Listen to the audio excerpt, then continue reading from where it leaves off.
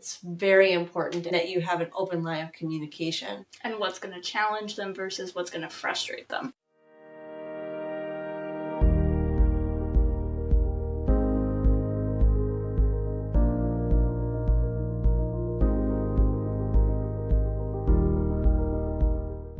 Hello, everyone, and welcome back to Athena's Agora.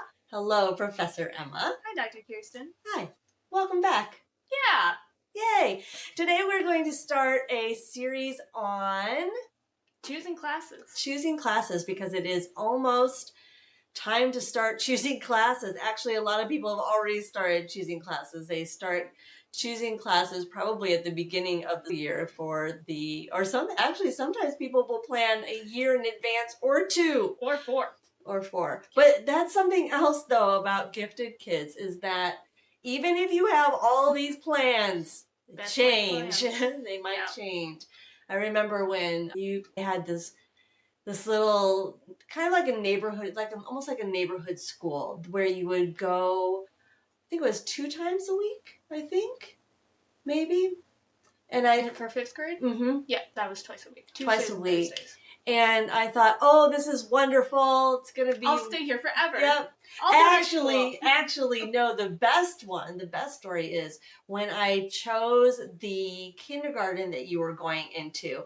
And this kindergarten was, I don't want to say too much information about it because I don't want to, it was a long time ago. And I'm sure that they've changed things by now. But anyway, it was a school that went from kindergarten all the way through 8th grade. And I think they had it fed into a high school, and I thought, oh, this is going to be so great. It's going to be wonderful. We'll be at the same school for your whole academic career. And then, whoops, exactly. And within 3 weeks, it was not working. And then it wasn't working within one day. That's and then true. 3 weeks, we couldn't ignore it anymore. Right. Well, no, actually, within 2 weeks, true. I couldn't ignore it. And then by the 3rd week, I was advised by many gifted people. I had a gifted specialist come in and observe. She said, "You need to pull Emma out right now." So I did, and then was forced to homeschool. I said I would never homeschool, but anyway, again, another story for Well, that's choosing what educational environment is best. That's for your true. kids. So it actually leads right to what we're talking about. But I guess my original point was that even if you have all these plans and you have everything in place, having a child, gifted or not, sometimes those plans will change. And with the gifted community, I found that it happens a lot. I think a lot more, at least in my experience, it's happened a lot more than when I was teaching in a brick and mortar school, because your intellectual rate, I guess, it depends on, of course, the subject. And that'll be different, and the rate might go up really fast in 1 year, and then maybe it slows down in another. And so what worked for you for 1 semester didn't work for you for the whole year. Or sometimes we actually got away with having you stick with something for a couple of years, but then you outgrew whatever it was, the 5th grade experience. Yeah, well, in 5th grade, I was challenged for a month and a half. Yes. Yeah. And then halfway through the year, we were like, oh, well. Yeah. That was fun while it lasted. And then having you grade skip at that time wasn't really... Well, I was already grade skipped. Right. That's what I mean. Yeah. It wouldn't have benefited you in being in that environment. It was an environment where you couldn't have been grade skipped that much. Mm-hmm. But anyway, so I know it's really challenging when you have gifted kids to try to figure out what kinds of classes to sign them up for, what kind of a schooling environment. In this case, though, I think we should stick with online learning classes and or individualized classes that you have in your community. Rather than a school. You can look at that too, especially because there are a lot of communities that have co-ops, or they have little micro schools where they have a la carte classes, but in person instead of just online like we have at Athena's. So one of the most important things about trying to figure out where to place your child is the flexibility options that you have at whatever organization you are looking to enroll them, whether it is, and actually this does go to Yeah. You know, like just regular schooling or just online schooling, because the level of flexibility that you have is going to vary widely. And even in the online realm, there are a lot of organizations where they have very strict due dates. Mm-hmm. You have to have things turned in at a certain time. If you don't have them turned in, you get penalized. And then there are ones where you can work at your own pace forever, right? We're kind of like in between at Athena's. We're in between that, where my philosophy at Athena's is to create a situation where students have a wide perimeter, a wide boundary, and then it's flexible within that boundary. Yeah. Whereas there are other organizations, and it's not anything right or wrong, it's just different. Yeah. That because different people need different things, right? So there are other organizations where it's much more strict or just here you go. Yeah. Here's everything you could need. Everything. Yep. Yeah. And work with it at whatever pace you're at. Yeah. And I think that having different options is really good as our ecosystem of online education. That's right. Because it has a bunch of different niches for kids to be in. So you don't have to do things the same way that a traditional school would do. Because I would say that probably most public schools, well, depends on the public school, but most public schools are pretty similar to each other. Like, they don't have a huge amount of variation like you see online, comparatively. Right, if you compare them. Yeah. So, I mean, there's still obviously variation depending on where you go, but online... The socioeconomical areas. That's true. So, online, you have access to a really wide variety of different ways to have an online learning environment. Yeah. Depending on what the kid needs, because different kids need different things. Right. Like, I think that the way that college is usually run is a way that I enjoy learning, where you have a structure, but you aren't being handheld through it. Right. Like, you're not being like, okay, now you do this, and now you do this. Like, you can work on whatever you would like to work on a given day or at a given time. And also have flexibility to complete it in a way that you want to complete it. Because that's another part of it. Like, sometimes institutions will have, okay, you have to do something in this particular specific way. And sometimes gifted kids do not respond well to that ask of them. And I think that usually that goes along with the way that due dates work. The flexibility or lack thereof is kind of in the institution. And some kids really like being told how to do this thing. And some kids need that, especially at the beginning, when they're trying to learn how to do it in their own way. And some kids reject that from the start. Right. I tend to want to make sure that there's a student that is struggling with that and has to have, specific due dates and very rigid. I would like to see them be able to be more intrinsic with their learning instead of extrinsic. That's a much more extrinsic model. When a student has to have specific due dates at specific times. Someone telling them, this is what you have to do, and this is when you have to do it. Exactly. And I tend to err more on the side of making sure that the student is learning intrinsically, because then when they do get to college, when the professors are saying, okay, here's the due date, but they're not used to the whole entire process internally, then it's a little bit more challenging. Oh, you definitely see that. Like, especially early on in college, well, also later on in college and in grad school sometimes. You do definitely see where people are struggling with that because they don't know how to go through that whole process on their own without someone telling them each step of it. And I think that you do need some level of that at a certain point, because otherwise they don't know what to do. Right. But you do have to lead them to, okay, you are able to do this on your own. You must have a different perspective now, being a professor actually in a college setting. You must see that with your students too, right? Yeah, for sure. Because you have different levels of thinking through the material. Like, there are some students who want or are seeking guidance on every little thing. Mm-hmm. And there's a point where I'm like, okay, yes, the instructions are open-ended because I want you to do whatever you want to do with it. Mm-hmm. I'm not going to give you an example for how this is done because I don't want you to go off of the example. I want you to come up with your own idea. Yeah. And so it's kind of difficult sometimes because even at a college, you have to balance between, okay, we have these students who don't necessarily know how to be in this environment, Mm-hmm. and we're trying to help them learn how to be in this environment, because especially the level that I'm teaching at, that's really our focus right now.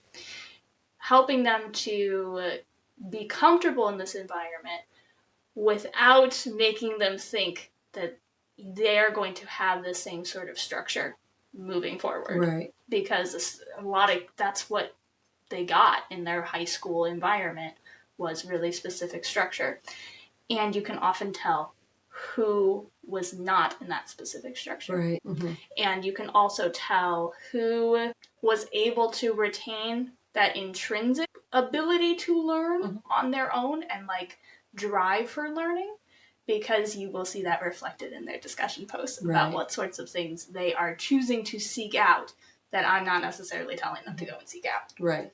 So there's a lot there. Yes. And even in a job, right? Mm-hmm. Like, even if you don't go to college or do any sort of higher learning, beyond high school, there's a component to jobs where you kind of have to do it on your own at a certain point. Because unless you have a supervisor who really loves micromanaging, yes, you are probably not going to have someone who is there to tell you every single little step. Mm-hmm. And so I think that just making sure that they can do things on their own and are confident in doing things on their own is really important. Yeah. And I mean, there are different merits for different levels of flexibility, because some kids, they really love the rigid structure, but you just want to make sure that they are also able to do things on their own. And some places that have rigid structure are also working that in. Yes. Because there's different ways to have a rigid structure. There's, ways where you're specific, like every single little step has like a checkpoint. I see. And then there's, okay, here's your due date. Mm-hmm. For the end project. Mm-hmm. Get there. Right. Well, and I think that there are some organizations that it really helps to have that structure. Or I shouldn't say organizations. I think that there's also merit in different classes. Mm-hmm. I think that it's really nice to have different structures for different classes. Mm-hmm. For example, if you are learning a language and you're going along with a group, you really have to have a certain due dates, mm-hmm. right? If you are learning a language on your own, you don't have to have those. So maybe you want them in order to actually learn the language. Exactly. Yeah. You might want to have self-imposed due dates. Mm-hmm. And then there's also, if you have different asynchronicities. Mm-hmm. So, for example, you were extremely gifted in the area of literature, language, those types of things. And even though you were advanced in math did not come as easily, I guess, especially like with negative numbers. You have an issue with negative numbers. You were still, when you were Emma was radically grade skipped. But it wasn't as far as, it was only up to your math that you were radically grade skipped. It wasn't as far as your literature, English type of thing. And what's really helpful about picking a la carte classes is that we were able to pick and choose. So, for example, for a literature class, you as a very young child were able to take high school level literature, and I think you were 7, you were taking high school level classes for writing and for literature. Mm-hmm. While as with math, you were taking, I don't know, I think you were like pre-algebra or something. Something like that, yeah. But they weren't exactly equal. that was really helpful to be able to, I guess, match the class with your ability. Yeah, and because in my English classes, it was with a group. And with my math classes, it was CD-ROM. That's right. So that was also helpful because I was able to keep up with the English classes because I was challenged in that, which was good because I think that was probably the first time that a class actually challenged me. Not the first one, the second one, in the 10th grade one, so I was probably like 8, I think. That was the first time that I think I remember actually being challenged by a class because I got a B+ instead of an A. B+. Oh boy! And then I revised it, and then I got an A. Yeah. Who was it? Richard Russick that said? Oh, is it Richard Russick who said that if you are getting an A in the class, you're in the wrong class? yeah. So I was so excited when Emma got a B+. Like, wow. I was not excited. No, you were not. You were not happy about that. But it was good because, like, I was able to follow that structure in that class.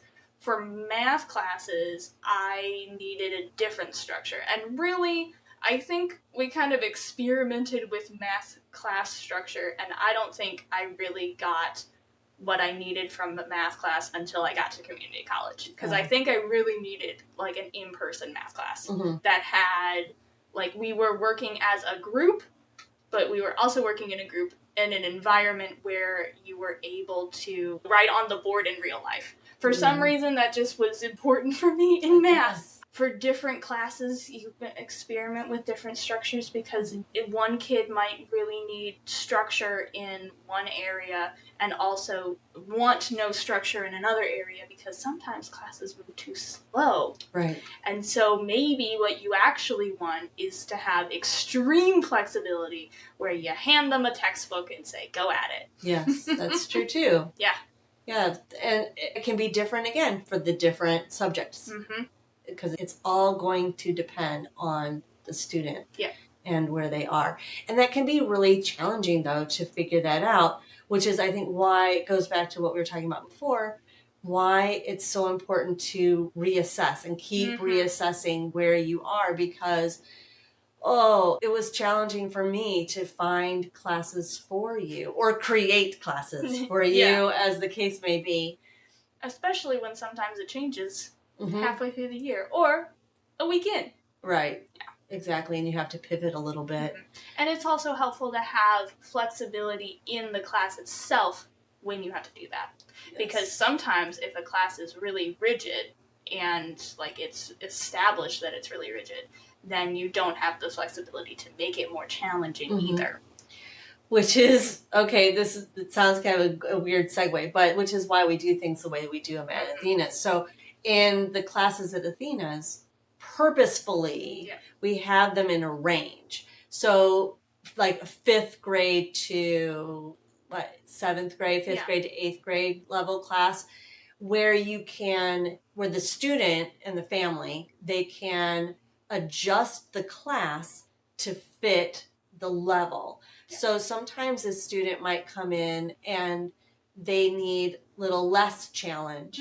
So they'll tone it down a little bit, whereas other times kids need a lot more challenge, and so they'll ramp it up a little bit. And that's one of the reasons why I made it that way, is because of you, because of the way that we always had to adjust everything.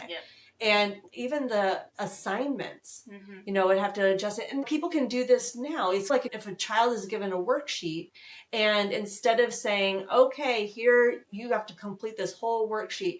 Well, if you can make sure that the student knows how to do, diagramming sentences, you talked about that. I sure do not like those. Okay, if you understand how to do this kind of a sentence, you can diagram it, then you don't have to do all 5 other examples of that same sentence. Or math problems or any type of problem where a lot of the time, especially in traditional education, they choose a lot of problems because other students might need a lot of repetition. Yes. But not all students need that kind of repetition. But even if you are gifted, you might need that repetition. It's all going to depend on the student. And that's why it's so important for parents to really know their kid. It's very important, and that you have an open line of communication. And what's going to challenge them versus what's going to frustrate them. Right. Also, with choosing classes online with that flexibility, one of the things that is really important, or has been really important to me as an educator, number one, but then also as a parent, is that sometimes I wanted to make sure that you were challenged in a way that you might not like. Yeah. And that sometimes comes through with a type of modality online, and it might be something different that you might not like right away, because oh my goodness, any kind of change is really hard for kids, people, and change can be really challenging. So if a student is used to one way of doing things, like there are online courses or groups where they're on video, and the kids just used to that, and then they go to another organization where it's only texting. Yeah. And it will throw kids off sometimes. But the important thing with that is that you're challenging that brain. And that is so great, because then if they can learn and adapt in different ways to the different modalities, then that's going to serve them in the future. And that's really what the role is of parents, right? Is to help prepare kids for their future as adults. Yeah, like, I mean, in college, there were no classes that were the same. Like, there was no class that was presented the same as each other. They were all different. And in the different jobs that you have, you're going to have different ways of doing things. Some of them might have a lot of meetings, some of them might not have any meetings. You have to be able to adapt to that. Right. And having different classes is a really helpful way to do that. Definitely. That's really important. Well, that sounds good for now. So let's talk about modalities in the next one. That's a great idea. Thanks for joining us, and we'll see you on the next podcast. Bye for now.